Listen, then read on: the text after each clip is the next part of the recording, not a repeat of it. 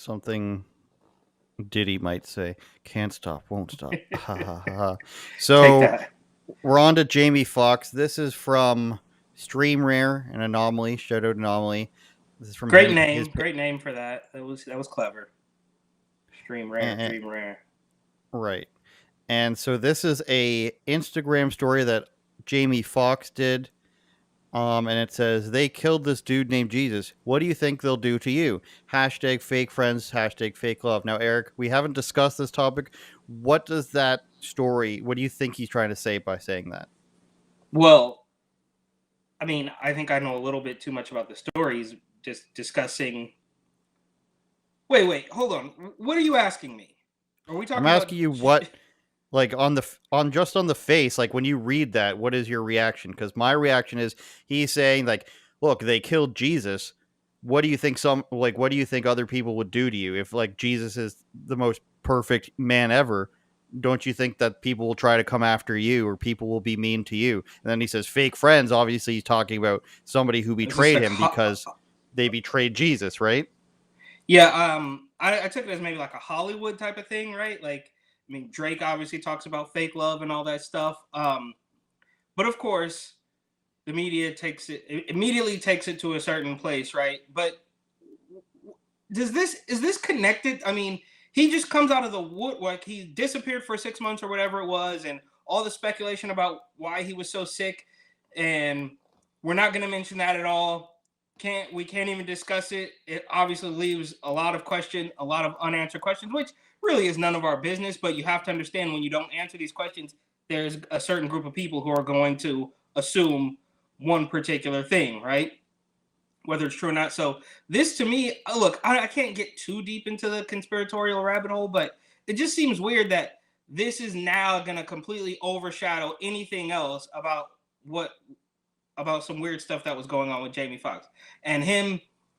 Like, is it about a movie? I don't know what it was about. And before I read the entire story, well, I guess I learned about the whole thing at one time, but I will say that I wouldn't have immediately jumped to what the media jumped to just by reading that Exactly. one story post. Exactly. And then he goes on to apologize for it. I want to apologize to the Jewish community and everybody who's offended by my post. I now I now know the choice of words have caused offense and I'm sorry that it was never my intent to clarify I was betrayed by a fake friend and that's what I meant by they, not anything more. Love in my heart for everyone, love in my support for the Jewish community. My deepest apologies to anyone. So that's the other end of the spectrum, Eric, of celebrity really does nothing wrong and I gotta say I'm sorry, even though I didn't say anything wrong. We can all Yeah, have our but preferences to what somebody said. I would have said, I don't know why you guys think I would talk about that. I don't have anything to apologize for, or say nothing at all. But Jamie Foxx, as soon as he got out of the hospital, his commercials are everywhere. He's got like a terrible Look Who's Talking Now version movie with animals talking. He's in another movie. And so they really just waited for him to get out of hospital and they pushed him. I don't know. A conspiracy minded person might say that he didn't narc out a certain industry. Therefore, let's push him as soon as he's ready to get out there again. It's hard to tell with Jamie Foxx because, he's said some things that are cryptic in the past. And now, like he says basically nothing and he's forced to apologize it. But I do like his Fox emoji, given that he is named um, Fox. well, he's even though that's 100% not his real name. What's his real name? I don't know, but it's not Jamie Foxx. He tells a story about how he had to. Look, Do you take he that from tells Red Fox? Well, he told a story on some podcast or something about how he had to change it because a comedy club he was going to when he was young was looking for more women, so he used the name Jamie because it could have been a man or a woman, and it's not his real name. Um, Eric Marlin Bishop. there you go. Right. There's a couple other people I can think of that aren't using their real names either, but we won't Mahmoud Abdul discuss. Rauf. Or Kareem Abdul Jabbar. Whoopi Goldberg, who chose a name specifically to get in good with another group of people who shall not Mohammed be named. Ali. That's a completely different thing. I'm thinking of Whoopi Goldberg specifically, who at one point, I believe, went on record saying she chose the name Goldberg Yeah. specifically so she would appear as Or else Uh, she would never have done the movie Ghost. but She but didn't have also, the name. there's a couple things here, right? First of all, we're constantly told that you should be using the word they, right? But now they is bad. Now they is completely out of bounds. Um, in any other context, they is the best way to describe anybody. But now they is bad, and you shouldn't say it. It means, it's completely anti-Semitic. Of course, Dave Chappelle, the GOAT, has a great joke about it also. But this we see this time after time, right? If you say the LGBTQIA mafia or whatever, if they are the ones that that are get angry. Okay, hang on. Let me explain this properly. They're the ones that draw the correlations, right? So when a quote unquote conservative group says we need to get rid of the groomers, they say, why are you taking shots at LTGBQ whatever, BBQ? Because they've drawn the conclusion. Same thing with Jason Aldean recently and BLM. So when you show crime, they draw the correlation to black people, right? Even though a bunch of white people or but you see what I'm saying? They create the correlation there where it wasn't really being made. Now it is there, and we both know that, but they're the ones that said it, meaning they're. I don't know if what I'm saying makes sense. I'm trying to find the best way to explain it. But similarly, when Jamie Foxx uses the word they in this post, there's a group of people who are drawing a correlation between this sort of deceitful group of people that he wasn't alluding to. So what does that say about you? Does that make sense? Maybe. Yeah, it's the old, you're drawing the conclusions and it says more about you. We did this with the Yes. reactions of, Pearl You put that Davis's. much more concisely than I did We right saw there. this with the Thank you. Pearl Davis saying that 25-year-olds are more attractive than 35-year-olds, and then all these women in their 40s and 50s posted bikini pictures of themselves because, you know, this is not about looks, but here's my looks. So Jennifer Aniston got swept up in this as well somehow, because she liked his post, and then here she is doing an Instagram story, and this is a little bit sadder. I mean, Jamie Foxx is a guy who, he's really out there. His personality is really out there. He's singing, he's acting, he's he's screaming got a about good stuff. he's got a good Trump impression, I think. He's got one of the best. And Jennifer Aniston is not really a person who speaks out a lot. So she got swept up in this, and she shows a post that was labeled anti Semitism, just the subheading there from something called Wider Frame. And she says, "This really makes me sick. I did not, quote, like this post on purpose or by accident.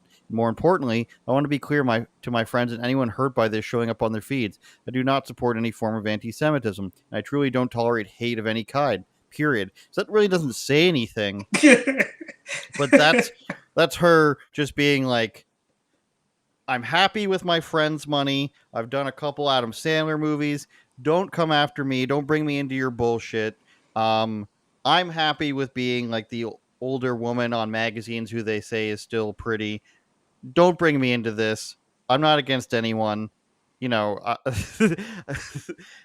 I just think that's her just being like, I'm not even apologizing. That's better than Jamie Foxx's, because she's just like, I didn't do it on purpose. I did not do it on purpose. Too bad. You're not bringing me into this is basically what I think she's saying, Eric. And for Jennifer Aniston to give an opinion on anything other than, her still being in love with David Schwimmer, which I think we all gathered from the Friends reunion that happened a few years ago. I think it takes a lot, because she's like, I'm not about to screw up my career when I'm like 55 over somebody getting mad that I liked an Instagram post of Jamie Foxx saying, people aren't very nice to me as much as I want them to be.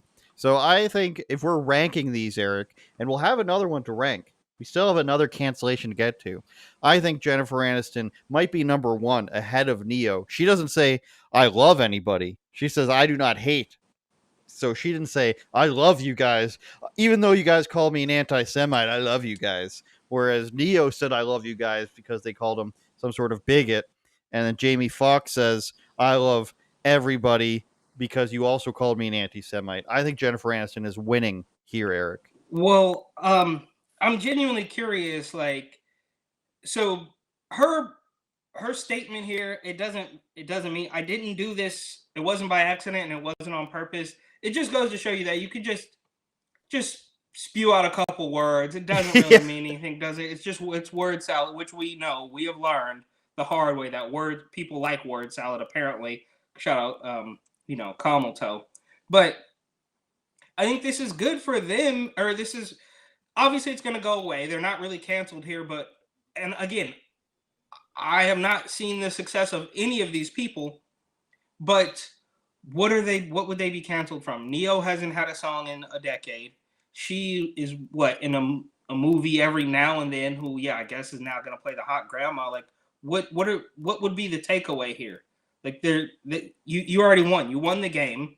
They can't get rid of you. They can't destroy your life or take your money. So they haven't. They really should tell all these people to kick rocks. That would be the best, but we know we're not going to get there. But I guess the question is, what are they? Jamie Foxx is still very clearly, trying to be in movies. Maybe he's got a lot of people to feed. He's got a lot of bills to pay. I'm sure, he's probably. I'm not saying he's living check to check or anything. I'm not, but I'm saying he's probably living under the assumption that he's still going to be making millions of dollars for Yes. every single. So that makes a little bit more sense. But as far as Neo and Jennifer Aniston are concerned, there's no takeaway. They have nothing to lose, so they should be Teflon.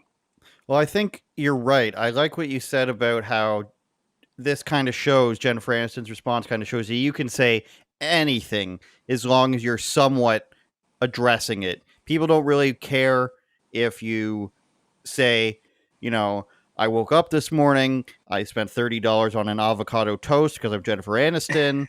I opened 6 $1 million checks from friends bonuses, and then I said something anti-Semitic and I regret it. As long as as long as you're not standing your ground against the machine, I think that nobody actually cares, because what would come up in conversation between a 300-pound blue-haired girl would be like, well, Jennifer Aniston's an anti-Semite. I don't know if we can watch Friends anymore. And then the 450-pound girl with purple hair and hairy armpits would say, well, she apologized. Okay, well, that's good enough for me. She's still on our side. We can still, go to the park later this afternoon and sleep in the park for the next couple of days and call somebody a bigot if they have a problem with me taking a dump on their doorstep.